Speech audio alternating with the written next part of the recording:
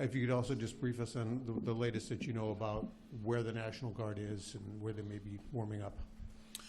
Well, Cash has come in here to really enjoy the city of Chicago and spend money, and I strongly encourage him to spend as much as he possibly can. You know, the city of Chicago has been voted yet again the best big city in America, and he gets to get a front row seat to experience that himself. Our economy continues to grow despite the cuts that the Trump administration is putting forward.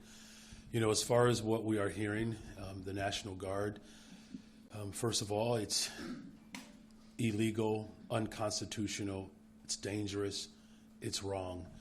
This is not about deportation. This is not about safety for this president. This is about authoritarianism. It's about stoking fear. It's about breaking the Constitution that would give him that much more control over our American cities. We have not heard directly, of course, from the president or his administration.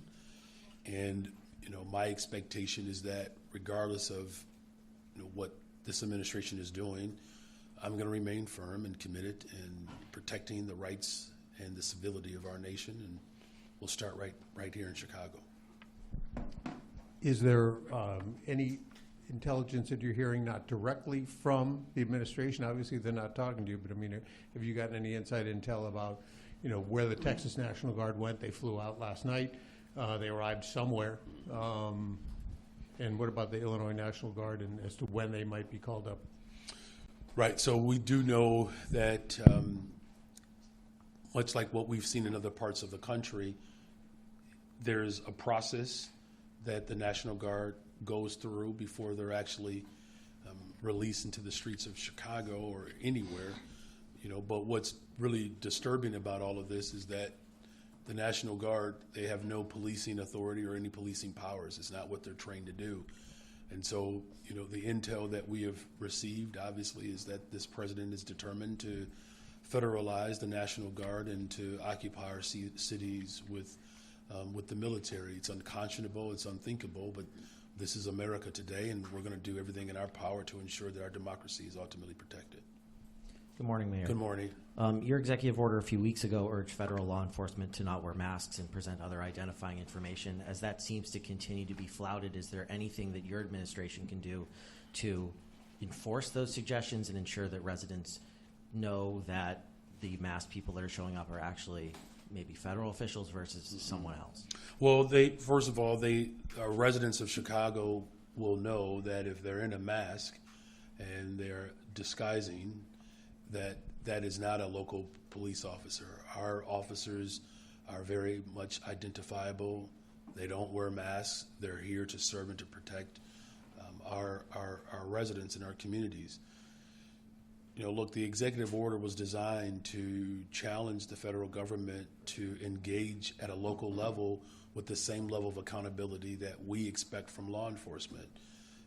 This, again, is a further demonstration of this president's unwillingness to cooperate with mayors.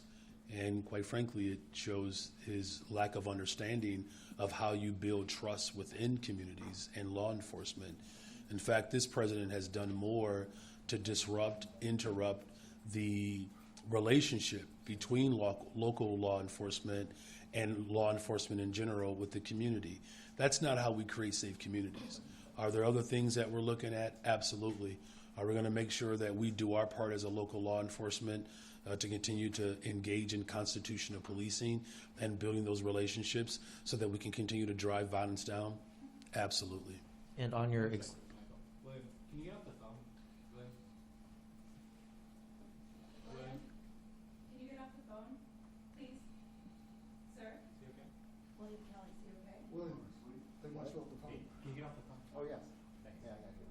And on your executive order yesterday, if they, I know that it was mentioned that you will take people to court if federal officials violate that executive order, but is there any thought that if they do violate it, that there could be more extreme responses, such as directing CPD to intervene and to get federal officials off of those Well, first of properties? all, if they violate our local ordinance, this would be a criminal and a civil offense. And yes, we're going to see people in court, right? As far as other authority that allows for us to be able to enforce this ordinance, we're exploring. Hi, Mayor. Hi. How are you? Wonderful. You all did a wonderful job last night. Shout Thank out you to for- Brandis. Yep. Thank you for coming on the show. Of We course. appreciate it. After Superintendent Snelling's press conference, I wanted to ask you to clarify the sort of the rules of engagement for Chicago Police when there's an immigration enforcement activity and the police are called. Back in August, at the end of August, Superintendent Snelling said that when the police department gets those calls, they will send a supervisor to the scene to sort of assess whether there's a public safety threat, and if there is, then officers will be dispatched. Is it your understanding that that policy was followed on Saturday, and is that policy still in effect? Well, when the police department was called to arrive on the scene, they did. As I indicated yesterday, whenever a 911 call is dispatched to the local commanders, our local law enforcement shows up to do what they do, which is to serve and to protect the peace. The protocol that we put in place was necessary to reassure people that we are following the local ordinance while also making sure that we are fully assessing the circumstances which could ultimately lead to a full determination. That protocol is still in place, and in fact, we saw it on display this Saturday. You know, what's disturbing about all of this is the fact that you had the federal government unleashing tear gas against police officers. I believe it was more than 24 officers were impacted. This is unconscionable. The President of the United States of America is literally pitting law enforcement against law enforcement. That's not the way it's supposed to be. So that's why we had to put this clear protocol in place so that everybody knows that when our police department shows up, their first job is to make sure that that scene is protected and people are being serviced. In the event that scene begins to become clear that this is an ICE operation, obviously, without a criminal warrant, our local law enforcement will not dub as federal ICE agents. Tonight, the Cubs are taking on the Brewers. Come on, Cubs. And, of course, the marathon is not too far away. Yeah. Will the city be making changes to its security plans for the marathon in particular, given the looming deployment of National Guard troops and the continuing ICE strike team operations? Yeah, thank you for that question. The first part of it, was a little triggering, but look, we hold large-scale events in our city all the time, and we do it better than anyone else, right? And so our counterintelligence, our chief DeVries does an excellent job communicating with our chief of patrol as well as our chief of detectives. All of that is funneled up to Superintendent Snelling to ensure that anything that we see or hear that is coming through the different channels in which we investigate, that we are maximizing safety and security. So I feel strongly about our ability to be able to hold large-scale events, and the strategic security measures that we're putting in place are to ensure that we continue to hold the reputation of hosting large-scale events. The last thing that I'll say is,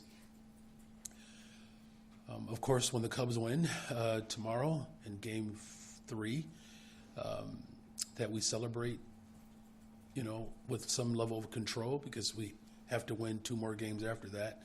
And we've gotten word that roughly 3,000 runners from Mexico have signed up for this marathon. And I want all of them to come. I want them all to come. I believe the best way in which we can demonstrate resistance is not bending the knee to tyranny. Now, what you've heard, though, from our Chicagoland Chamber of Commerce, they have spoken very candidly, because I believe the larger point that you're making about safety also is attached to our economy, that what President Trump is doing, he's literally undermining the economic prowess of cities like Chicago, right? I mean, so we're encouraging everyone to get out and celebrate, and our police department working in collaboration with the federal government to ensure that we are keeping people safe.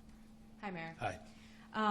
A video was circulating this weekend of ICE attempting to detain a person and failing after community members were protesting. They were pulling on the man's arms to try to keep him from being pulled into what appeared to be an unmarked SUV, and they succeeded. ICE drove away. It seems people who are concerned their family members are being, quote, abducted by ICE are more and more taking matters into their own hands. And I'm just wondering, how do you recommend residents act in moments like that where masked agents are attempting to detain a neighbor or a family member? What words of advice do you have for residents in those moments? Well, first of all, I'm going to ask that people remain calm and, making sure that that we're not provocating any acts of violence. And I understand the turmoil and the level of anxiety that families are experiencing. Now, this is why I'm doing my part to make sure that every single tool that's available to me, we can maximize the protection of all Chicagoans. But my advice, of course, is to make sure that, families are upholding the principles and the values of engaging with civility, while also, recognizing that what the Trump administration is doing to escalate violence in our city and cities across America is just absolutely reprehensible. The fact that he has declared war on the city of Chicago is disconcerting, to say the least. And so I'm asking folks to operate in the long tradition of nonviolence, while also organizing the community to resist and find ways in which we can continue to come together to push back against this tyranny. And then could you kind of just go over again what you know about where the National Guard is currently located, and, as far as what type of powers does the National Guard have in Chicago, and who are they accountable to in this moment? Yeah, well, they're accountable to the federal government, right? Once, the president invokes, quite frankly, his constitutional authority in that he can federalize. The problem is, of course, he has not met the basic standards in order to be able to do that, and that's what the judge in Oregon indicated and made very clear. So they won't have policing powers. We know that. They can't arrest. So whatever their order is, I believe this is what the judge is asking for. What will be the specific? Make the case first, and then what would be the specific assignments? The president has not proven either of those standards, and this is why I'm going to remain hopeful that the judge carries out what the judge did in Oregon, which is this is unconstitutional, it's illegal, and it's dangerous. Mayor Johnson, Oh, Sorry. you say that, 3, 2, 1, what? We're gonna go this way and then we'll come to you, okay? I'm sorry, say again? We're gonna go right here and then we'll come to you. Okay. Mayor, yesterday, Superintendent Snelling said that after federal agents detonated those chemical munitions, that he did have a conversation with representatives from DHS because it left, CPD officers in harm's way. It is dangerous for the officers. It is also dangerous for the public if those officers are incapacitated. Was anybody from your administration on that call between Superintendent Snelling and DHS? And then as a follow-up, does maybe your deputy mayor for public safety have any line of communication with DHS just to make sure that law enforcement's on the same page and talking to each other and on the same radio communication so they can know what's about to happen? well, the superintendent is a part of my administration. I meant I'm sorry. Yeah, of course. But I guess what I'm asking is anybody Was there from your anyone staff? else? Yeah, anyone else, yes. Just the superintendent. Okay. And then as a follow-up, the concern there is that law enforcement can't talk to each other. Are you asking Superintendent Snelling to make sure that federal agents and CPD can at least get on the same radio so that CPD can know there's an intention by the feds to, detonate those non-lethal munitions? I mean, people have to talk to each other. They do. That is the expectation. And here's the thing. We have a practice of doing that. Our local police department has worked with the ATF, the FBI, to get illegal weapons off the streets of Chicago. I mean, I can't repeat this enough. Since I've been in office, we've removed over 24,000 illegal weapons off the streets of Chicago. That's in coordination with the federal government. That's how it should work, right? And, the president not only removed and took away $800 million in cuts to violence prevention, but he cut the ATF budget by 30%. He's defunding law enforcement, the President of the United States of America. He's a defunder. He's a defunder of education, a defunder of public transportation. He's a defunder of access to Medicaid and Medicare. He's defunding jobs. Thousands of black women. It's interesting because he talks about 2 black women who wear red hats, but he's not talking about the thousands of black women that he has fired. So it's not just he has cut off the flow of communication. He has cut off the flow of life. That's what this president has done. Hey, Mayor. Hi. Do you know if National Guard troops are still in the suburbs or have they arrived in the city? I'm not aware of where they are. You said earlier that federal agents who violate your executive order would be committing a criminal offense. I want to hear And more. civil. Well, I want to hear more about that. Do you think that they should be charged with a crime? How would enforcement on that work for They the should criminal be component? They should be charged with a crime because it is a crime By who? by the entity that they're violating, the city of Chicago. It's a crime. Here's the thing. Anyone who commits a crime should be charged. I mean, isn't that the basic rule of what they ostensibly refer to as law and order? How do you expect people to respect your ability to carry out law and order if you don't follow it yourself? So do you want the state's attorney to charge them? I'm saying that they should be held accountable. Following up on CPD again, Superintendent Stelling said yesterday that he's in touch with federal authorities on how we're going to work this out and improve communication after the Saturday incidents in Brighton Park. Do you agree that there's a learning lesson there on CPD protocol, and what would that be? Well, I don't believe it's the issue of the protocol of CPD because we're clear about what we're supposed to do. The issue is the federal government isn't.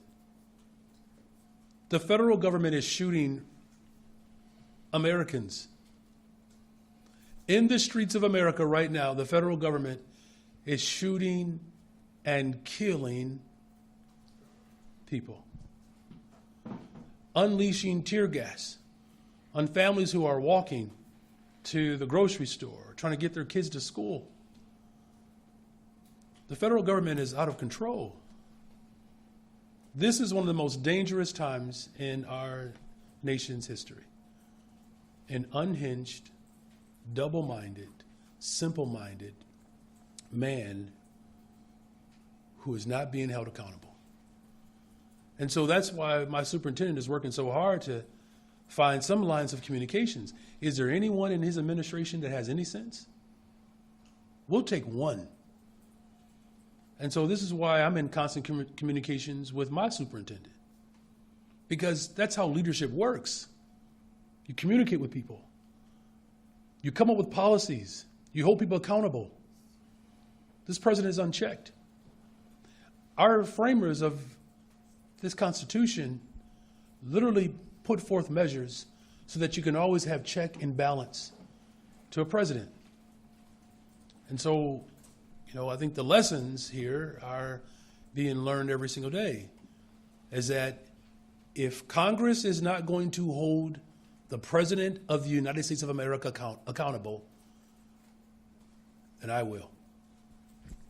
And Governor Abbott said last night that the role of his National Guard troops will be to, quote, safeguard ICE officials and other federal officials as they try to enforce the laws.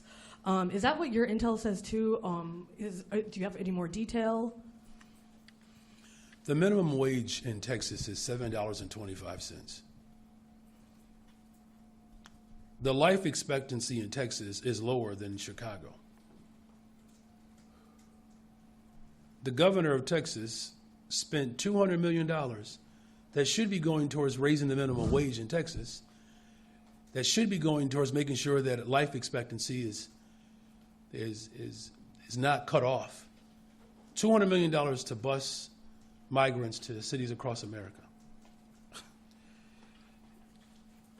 He dealt with a storm where 700 people died. The governor of Texas should be worrying about Texas. Why he all up in my business? Focus on Texas. Whatever his understanding is, clearly he doesn't understand how to make sure that workers have a livable wage. He doesn't understand how to make sure that life expectancy is not cut off because you're poor. He certainly does not understand how to deal with a crisis where 700 people died in a storm. $200 million. $200 million of Texan tax dollars that went towards busing migrants across this country. But are you hearing that's what the troops are going to do here?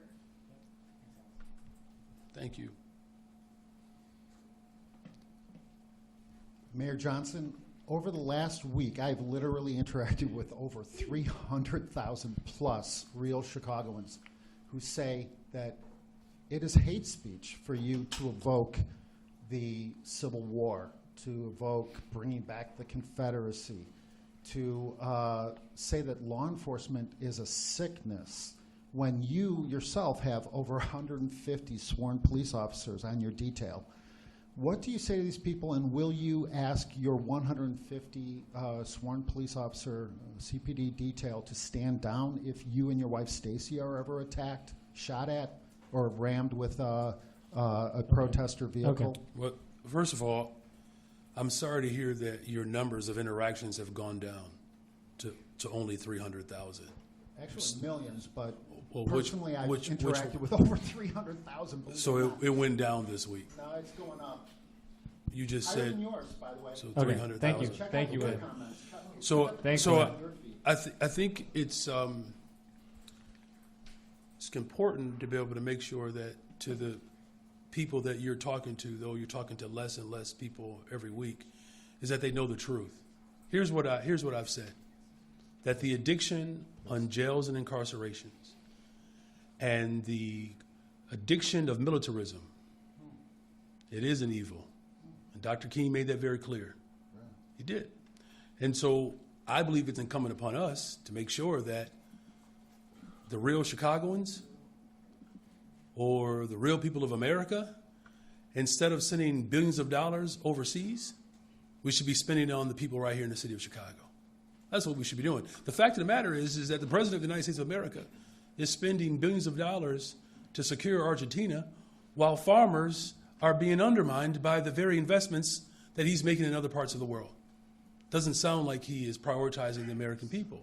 The fact that he is spending billions of dollars to crush and to kill children versus making sure that the children on the west and south sides of Chicago actually have access to a well-funded education system shows you that he is not interested in ensuring that the real Chicagoans or the real Americans are actually being invested in. Well, the real Chicagoans that I talk to, that I communicate with, mostly black and brown, actually, tell me that you don't seem to know the difference between illegal aliens and real Chicago citizens. They feel that you are siding with the illegal aliens over them in their communities. And sadly, William, let's get to the question. let's get to the question. The real question is simply this. I don't know how to make it any more direct. An illegal alien from Nicaragua grabbed a woman on the north side Is last the question? week, bashed her head into the sidewalk, knocked her unconscious, and raped her. If that had been your wife, Stacy, Okay, all right, we're not going to answer it. Thank you. that's been your Thanks, wife, William. Stacy, would you want ICE to deport her? All right. To deport that Let's move illegal on. alien, yes or no? Let's move on. Answer the question as a man, not as mayor, but as a man. Would you Yeah, want thanks. Thank you. ICE to deport that rapist? All right. Taman? Okay, Mayor, that's the answer. That's the answer for real Chicago. Mayor, sorry for being late. The traffic's bad. Maybe the feds could help. You're not blaming me for the traffic, are you, Taman? Watch it. All right. Could we switch gears for a second? The budget. Please. Yeah. So you've had several press conferences with Governor Pritzker. Presumably, you all have had some time to talk.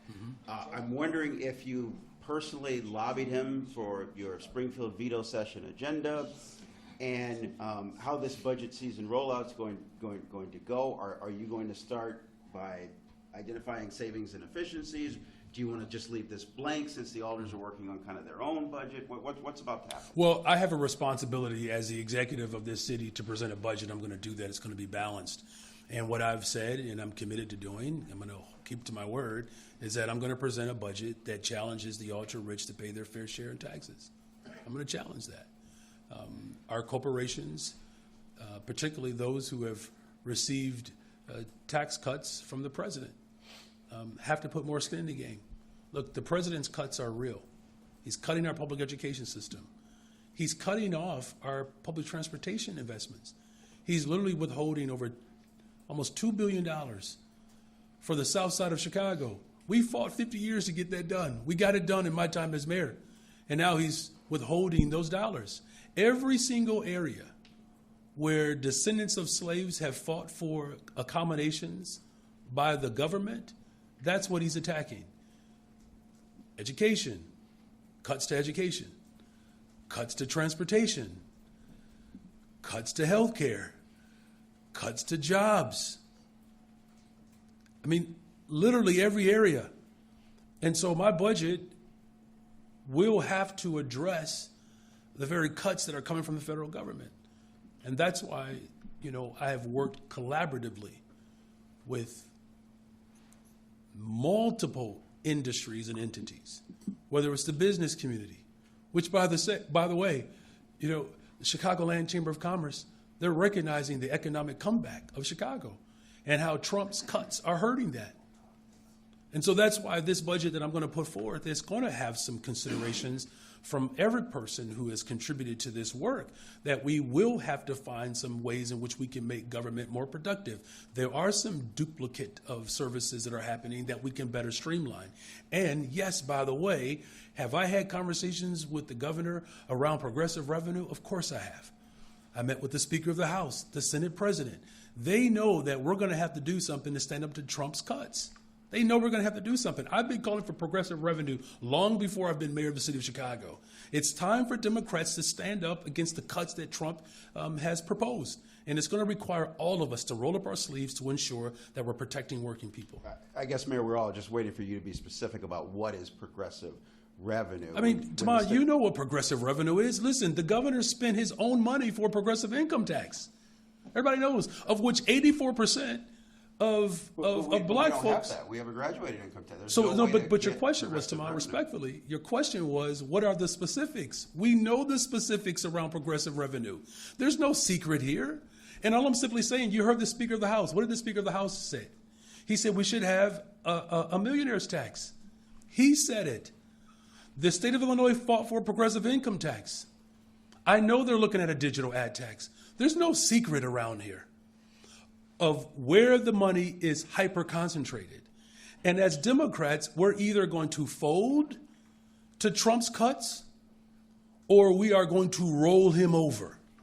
And I am saying that as working people, we have to roll over this Trump administration and ensure that we have the revenue to continue to hire people, to continue to educate our children, to continue to make sure that we have good paying jobs, to continue to make sure that we're protecting people's retirement, to make sure that our transportation system is running.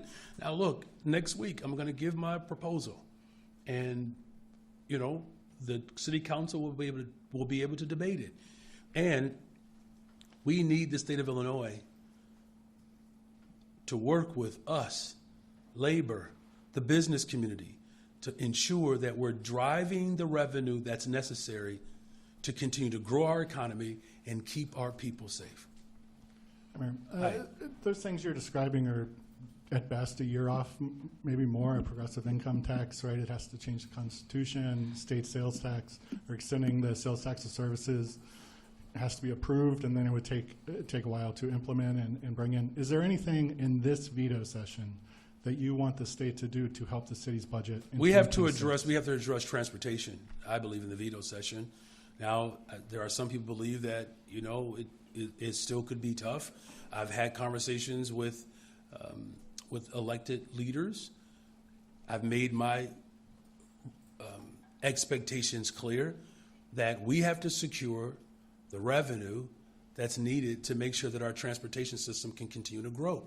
We had an 11% increase in ridership. 300 million people riding our trains and our buses. The economic prowess of our local transportation system impacts the entire region. So this is not just simply about the revenue to protect our public transportation system. This is about revenue that allows for our economy to grow. And the way our economy grows is that you have to be able to move around. And so we're going to continue to have those conversations. And look, if something requires more time in order to get it done and to get it right, that just might be par for the course. But one thing that I know for sure, you don't get weary in your well-doing, right? And so this is why these conversations that we're having today, conversations that I provoked 2 years ago, quite frankly, conversations that people have been on the ground fighting for years. It's like what Springfield knows, they didn't discover that because I became mayor. Now, are we pushing and challenging them more because I am mayor? Absolutely. They have to do more. They know that. And the hope is that because we know we have to do better to stave off Trump's cuts, that as Democrats, we can show up in a very proud way to make sure that we're protecting working people. One of the revenue ideas for the transit fix was a delivery tax, right? On just I think $1.50 was what was proposed in May. I've talked to state leaders since. It seems like it might still be in there, but less than $1.50.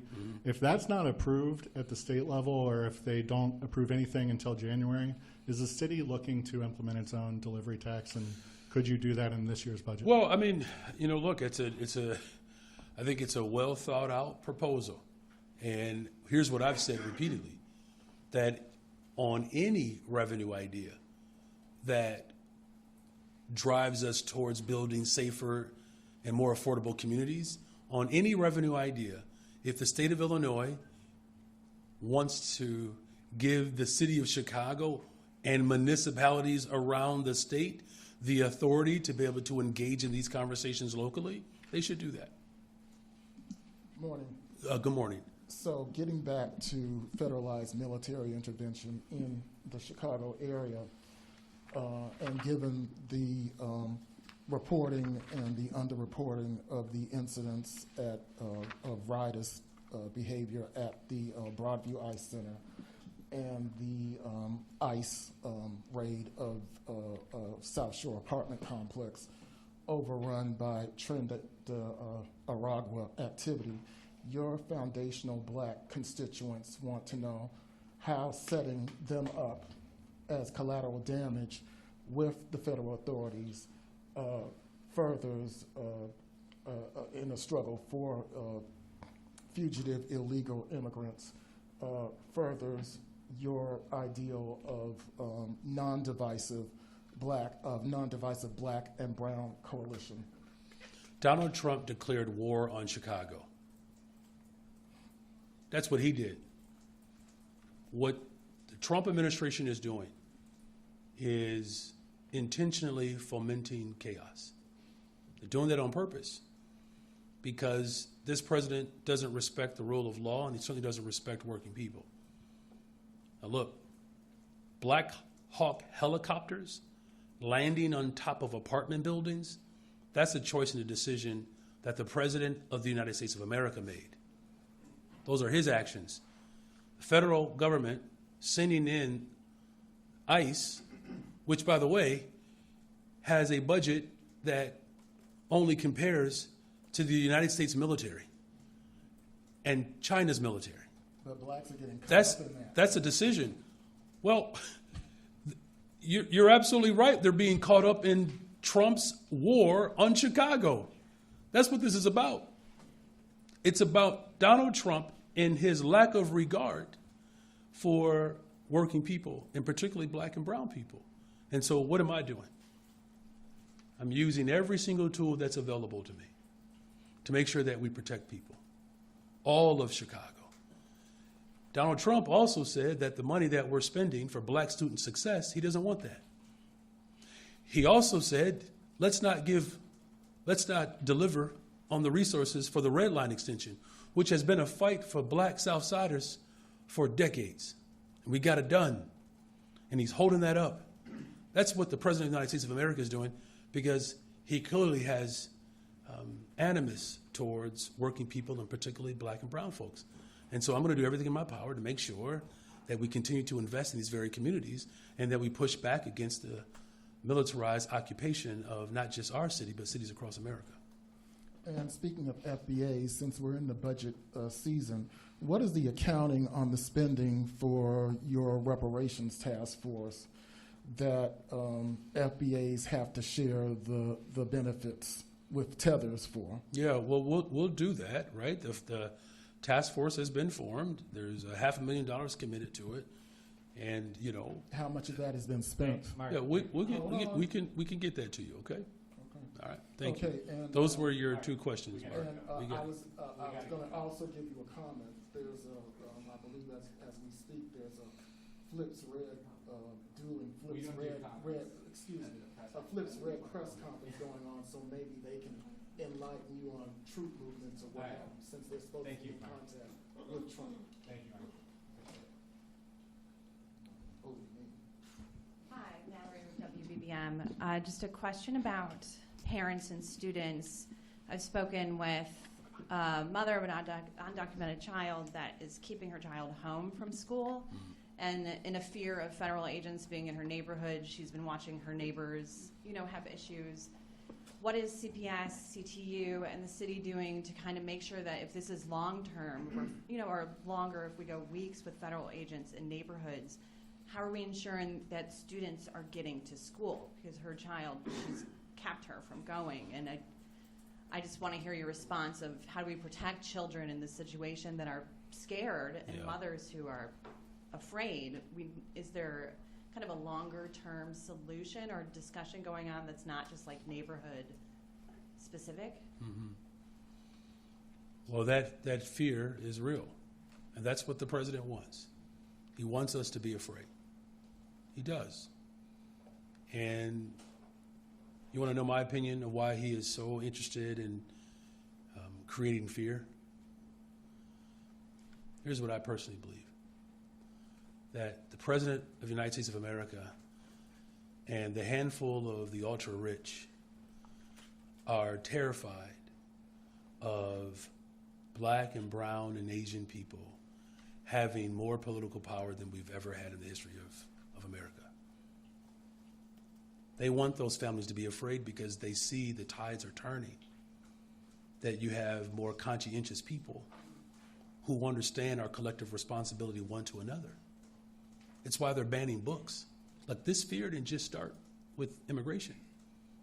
It's white men who are afraid of people being educated. That's what they're afraid of. It's why they're sowing seeds of division within communities. They're afraid of us uniting. I just want to make this point absolutely clear. Though I understand the fear, I'm asking people not to be afraid with everything inside of you. And here's what we're holding on to. It's why we have put forth these sweeping executive orders to make sure that people know their rights, that they know the role of local law enforcement, that we have put forth another executive order to prevent these individuals from staging on public spaces, and particularly our schools and our parks and our libraries, right? And as a part of a long-term strategy, will we have to look at other measures to make sure that families feel absolutely secure and safe? You better believe it. And then could you just comment on the Chicago firefighters contract being in committee today and how important it is for the city to keep moving forward on these important steps to, get what Chicago and its workers deserve? Yeah, look, I've said from the very beginning that we have to make sure that we look out for the working people of this city, and our first responders are at the tip of the spear of every single challenge that many residents are experiencing right now. And from teachers to security guards to other public employees to law enforcement to our 911 dispatchers, right? We've settled all of these contracts. Now, look, there's more work to be done. Like, we really do have some challenges in our city around equity.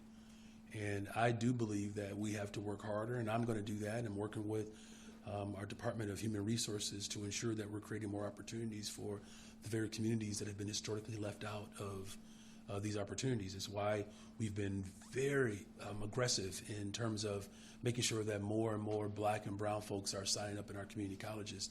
The largest subgroup of enrollees in our community colleges are young Black men. We want them to have the skills that they deserve to be able to take advantage of these different positions, and whether it's firefighters or police officers or educators, we want to make sure that these good paying jobs, bus operators, train operators, that we are creating, that our people have access to them. And so, the contract is something that we worked hard on and settling. What other administrations endured, I've worked hard to, try to settle this. And, the hope is that the city council recognizes the value of what we've accomplished and the things that we have to continue to build towards. That's why we have future and further negotiations. Mayor, good morning. Good Lexi morning. Suter, Channel 5. Yeah. Back to the National Guard. To your knowledge, when will we see them in Chicago? Where will they be positioned? And what exactly is their task? Yeah, those are all great questions, and some of your other colleagues brought those same questions up. I believe that's, from what I understand, the judge had the same questions and gave the federal government 48 hours to be able to respond, because none of that has been made clear. I mean, this is what is so difficult about this moment, is that you have an administration that is just refusing to cooperate with the local authority. And here's the thing, I want to just emphasize this again. Again, the framers of our Constitution understood the value of local control. They understood it. Here's the thing, Republicans understand that too. They just don't want to apply it in this particular situation because, as I said to your previous colleague, when you look at the local leadership across this country and you see the diversity of the leadership, these are the very cities that this president has declared war on. We're built different in Chicago. We're built different. And this struggle has not been easy. But anything worth fighting for is worth struggling for. That's what this moment is calling for. So no, they have not communicated. None of those things have been made clear. But one thing that I can tell you that is clear, that we're going to hold this administration accountable. And I'm going to use every single tool that's available to me to protect every single resident of this beautiful city. Hi, Mayor. Hi. She said, I don't need no mic. Have you been in touch at all with any mayors from Republican cities, maybe mayors from the Illinois Municipal League, the Metropolitan Mayors Caucus, about the National Guard coming? Mm-hmm. And if not, what would you say? I have. So I'm a part of the U.S. Conference of Mayors leadership team. And the conference was just held a couple of weeks ago while I was in D.C., and the number of Republican mayors and Democratic mayors that are part of this conference, here's one thing that they understand, is that local government is responsible to carry out the mandates, if you will, that come from the federal government. And this is why it's so disheartening that this president is refusing to communicate with mayors. The continent is built on cities. Our economy is built on cities. And I'm in regular conversation with our leadership of the U.S. Conference of Mayors, the African American Mayors Association, the Democratic Mayors Caucus, our local mayors here. The hell that this president has unleashed on cities like Broadview and Franklin Park shows he has no respect and a complete disregard for local politicians. But we are the ones that the residents come to every day, like your colleague just asked. How do we mitigate the fear that people are experiencing? How do we make sure that children can get to schools and workers can get to their workplace without the fear of being kidnapped? We have to deal with that. And this is why I'm using every single tool that's available to me. And I can tell you this, these mayors associations, they reach out to me on a regular basis and they continue to ask, what can we do? That's why you're seeing more of their voices being lifted up. It's why, I had a conversation last week with the mayor of Portland. Keith is doing a great job there. He's, old enough to be my brother, my big brother. But what Mayor Wilson is dealing with in Portland is not that much different than what Mayor Bass is dealing with. And so that's why it's incumbent upon all of us to come together to push back against this tyrant. Does the President Trump is talking about enacting the Insurrection Act. Does that change all of what you've been talking about? Does that elevate it somehow? Does that do you adjust how you approach this? Well, look, it's a very good question. These are unprecedented times. And you're talking about an individual who incited an insurrection. And his fixation on disrupting this democracy it's so outrageous. Donald Trump, he's a brittle man, incredibly fragile. And that weakness of insecurity has created a great deal of rage.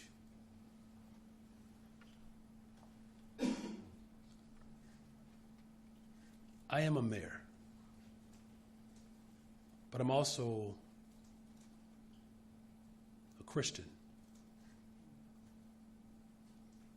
I pray for Donald Trump, his soul. He's lost. And that's why it's important that we help find a way to protect our democracy and our humanity. That's what I'm motivated by. Not some brittle, insecure human being who has expressed a degree of lawlessness that would make Vladimir Putin blush. We're Chicago. We're going to stand strong. Thank you all.